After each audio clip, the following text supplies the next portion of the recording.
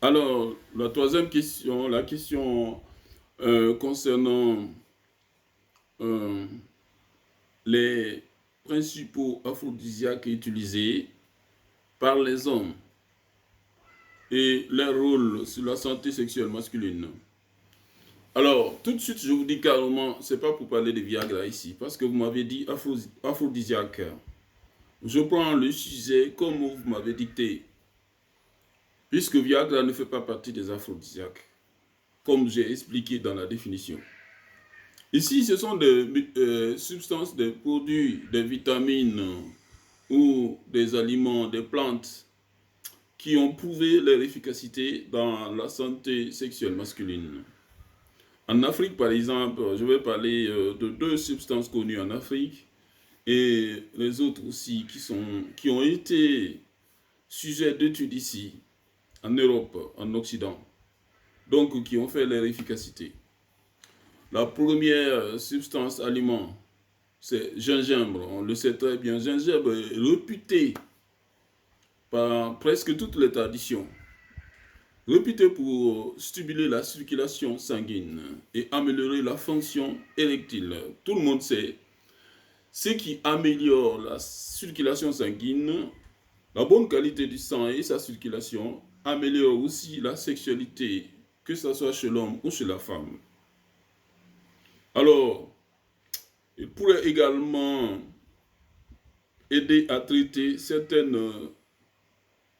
problèmes d'impuissance. Vous voyez, il y a les petits colas que vous connaissez aussi, ce sont des antioxydants. Antioxydants, ça veut dire que il va lutter contre l'agrégation des substances lipidiennes, lipidiques qui se déposent dans les vaisseaux, qui bouchent les vaisseaux. Donc, c'est contre ces substances-là, il va les désintégrer pour laisser passage au sang. Ça, c'est un antioxydant. Il y a ce qu'on appelle aussi maca. Ça, c'est maintenant des substances qui ont été étudiées ici, qui est considéré comme un tonique aphrodisiaque naturel, pourrait augmenter la libido et les performances sexuelles. Il y en a, la liste est très longue, mais on prend ceux qui sont vraiment répandus, connus. Et troisièmement, on a Tribulus terrestris. Il est censé stimuler la production de testostérone. Testostérone, vous savez que c'est l'hormone masculine qui est responsable de euh, la masculinité chez l'homme, la virilité. Donc voilà, son rôle c'est ça, son efficacité pour traiter les dysfonctions sexuelles reste tout de même controversée comme la plupart des aphrodisiaques. Alors, dans la définition, on a parlé de yoimbe. Yoimbe, c'est un extrait d'un arbre africain utilisé pour traiter l'impuissance. Son utilisation comporte des risques et nécessite une surveillance médicale. Le problème est que quand on a des produits comme ça, on ne sait pas doser, on ne sait pas la quantité qu'il faut utiliser. On utilise comme on veut jusqu'à remplir le ventre. Vous voyez, c'est ça qui fait le problème. Ensuite, cinquièmement, on a Ginkgo biloba. Ginkgo biloba qui peut aussi améliorer la circulation et la fonction érectile, parfois utilisé pour traiter les troubles de l'érection et le problème de la prostate. Alors ici, j'ai juste cité pour vous les substances les plus connues, mais la liste est très très longue. En fait, dans chaque culture, on a, vous voyez, les plantes qu'on dit, voilà, c'est une plante aphrodisiaque, c'est quelque chose qui peut améliorer les fonctions sexuelles. On ne peut pas dire non, on ne peut pas dire oui. On ne peut pas dire oui parce qu'on n'a pas vérifié. Parce que la science n'a pas vérifié, ce n'est pas prouvé. Mais le problème qui est là, c'est que premièrement, ça peut aider à débloquer. Parce que psychologiquement, les personnes vont penser que voilà, leur souci est réglé. Donc, ce qui est efficace pour la santé d'ordre psychologique, vous voyez. Mais le problème, c'est que même si c'est vrai que ces produits-là, ces substances-là sont aphrodisiaques, mais le dosage n'est pas connu. Voilà. L'essentiel aussi que ce soit vraiment quelque chose qui n'est pas nocif. Si c'est quelque chose qui est nocif, alors ça, c'est dangereux pour la santé. Mais quand c'est des produits naturels comme gingembre, voilà, ça, on sait qu'on peut consommer autant on veut, il n'y a pas de souci.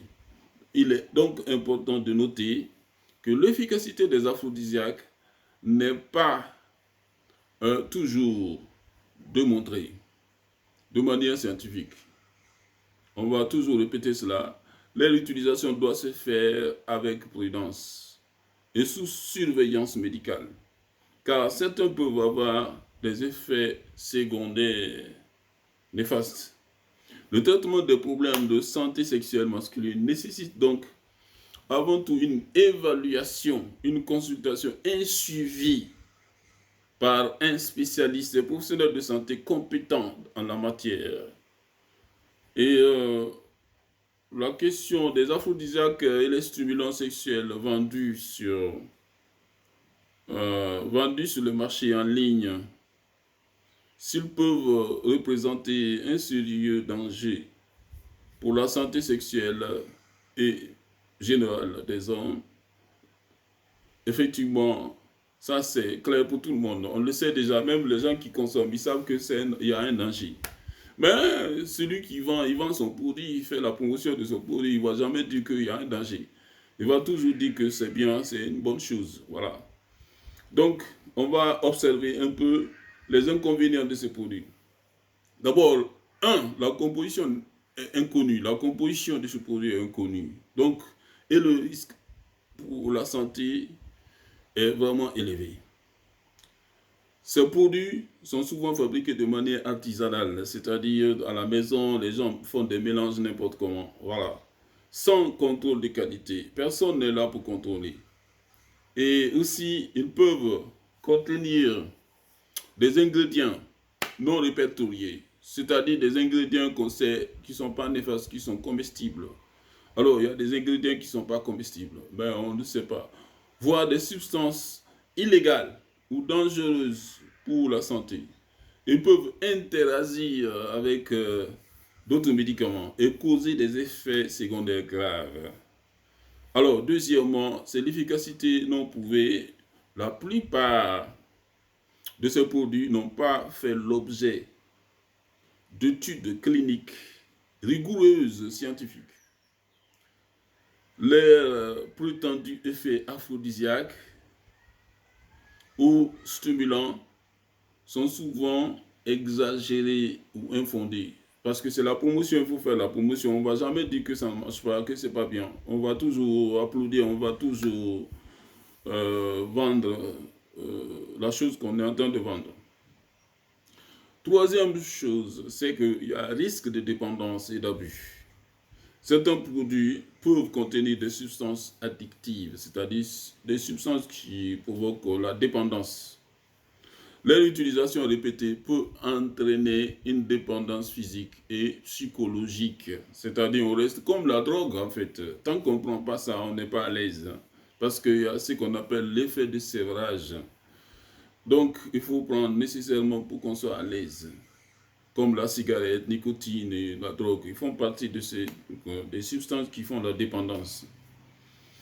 Quatrième point, c'est problème de santé à long terme. Aujourd'hui, on est en bonne santé, on pense ça, il n'y a pas de souci. Mais à la longue, ça peut créer des soucis. Une consommation régulière peut causer des dommages à long terme, comme des problèmes cardiaques, hépatiques, c'est-à-dire cardiaque le cœur, hépatique le foie, des problèmes de Renault, les reins. On entend parler d'insuffisance rénale. Souvent, ce sont des gens qui aiment prendre des décoctions n'importe comment, des produits, ils mélangent tout, ils prennent n'importe comment. Voilà, ils ont confiance à tout.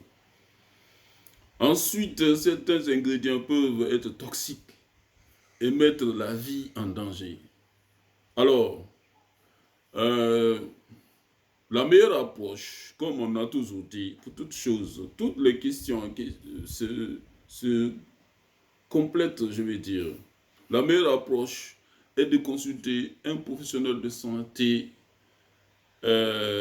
qualifié, un spécialiste, un sexologue, un andrologue, un neurologue, etc., qui pourra prescrire un traitement sûr et adapté en cas de problème de santé sexuelle.